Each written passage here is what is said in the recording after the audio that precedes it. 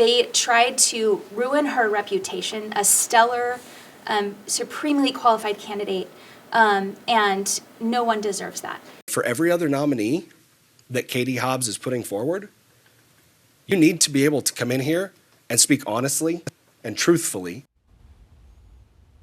It's the most obvious symbol of Arizona's divided government. Republican State Senator Jake Hoffman's blockade of Democratic Governor Katie Hobbs' nominees to lead state agencies. Hobbs believes she has a workaround to put her people in charge. Republicans, meantime, are threatening to sue. So what's the impact on the state, and has Hobbs figured out how to deal with the state's first divided government in 15 years? We're joined by the Arizona Republic's Stacey Barchenger. She covers the governor's office very closely, sometimes too closely for the governor's comfort. Welcome back to Square Off. Thank you for having me. Now, I suppose the most obvious symbol are all the vetoes Katie Hobbs issued, but we'll get to that. Let's start with the nomination blockade. Senate Republicans set up this new gatekeeper committee led by far-right Republican Jake Hoffman. He has his own litmus test for Hobbs nominees. Why is this blockade a problem for Hobbs? Well, in this situation of divided government, one of the easiest ways for her to see her agenda carried out is by naming the directors of these 24 state agencies. They set policy on housing, on social services, which are very close to the governor's heart. So if she is not able to put those people in place, it's another setback for her agenda. And as we will talk about, convincing the legislature to do much that she might want is a little bit tricky.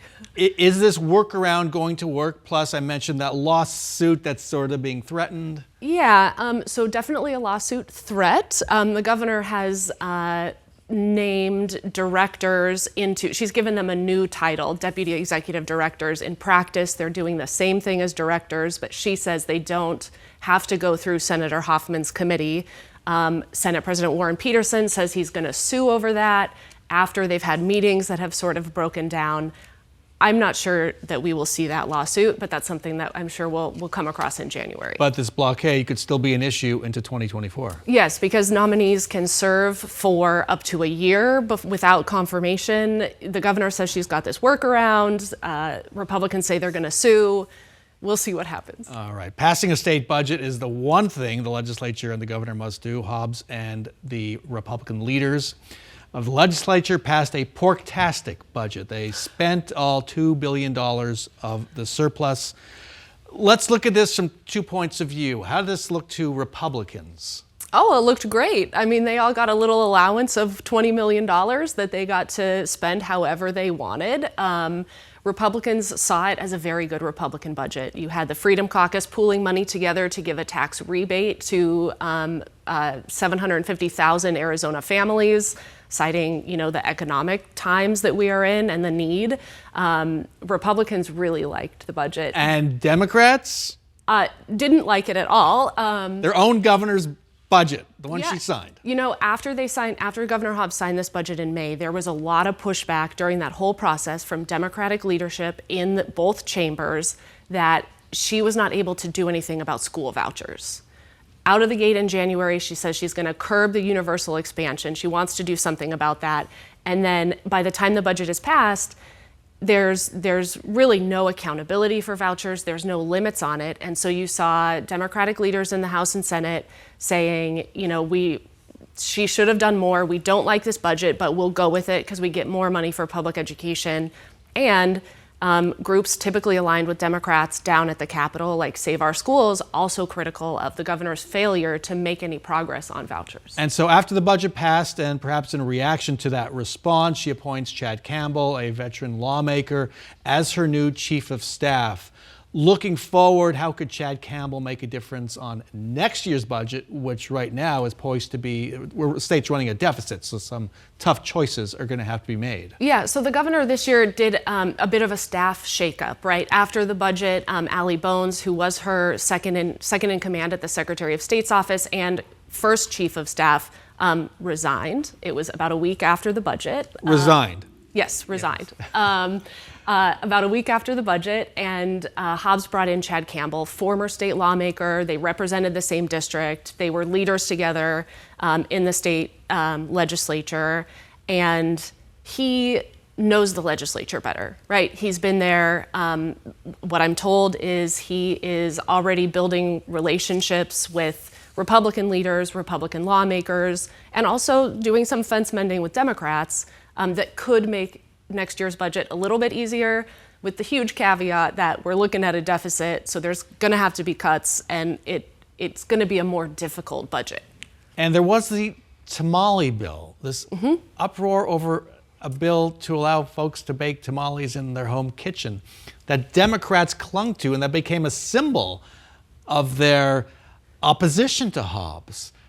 Did you just not read the room on that bill? Is that what you were talking about, just Democrats being upset with her? Yeah, that and the budget. I'm reminded of Representative Aguilar from here in Phoenix when he stood up to vote on the budget, said it feels like we have a Republican governor, right, and nothing has changed, which is quite a statement to make publicly on the floor of the House.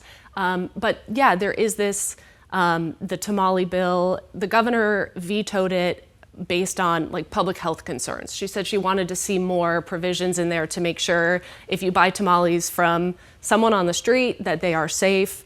But the context of all of this is it's happening anyway, you know? And so a lot of several Democratic lawmakers were critical of her for like obstructing this. And we know we're gonna see this as an issue again next year. So again, I asked, has Katie Hobbs figured out how to make divided government work? It appears she has with her veto stamp.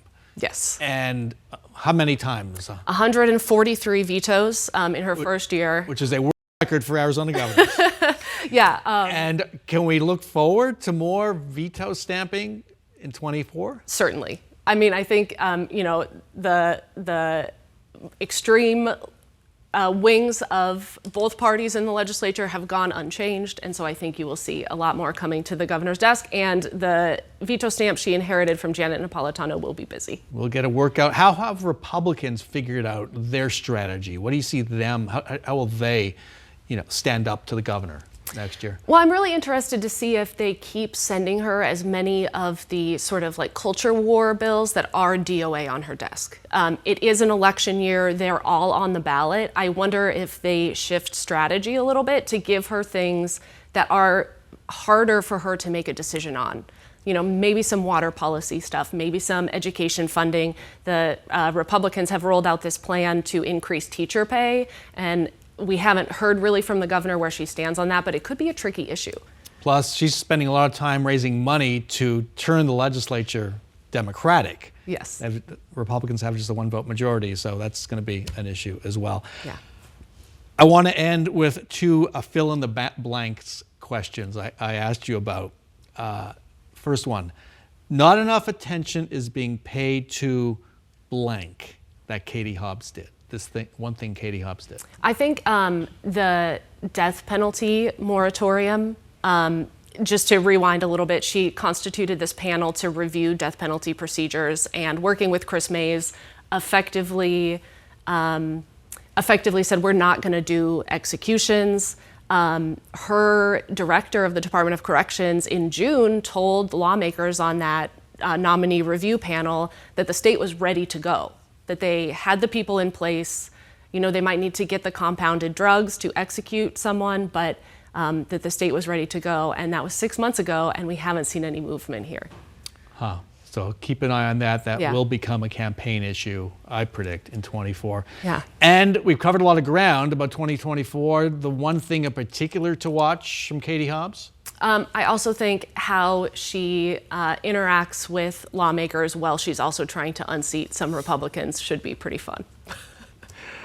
And you'll be watching, I'll be watching. Stacey Barchenger, thank you so much for joining us. Yeah, thank you.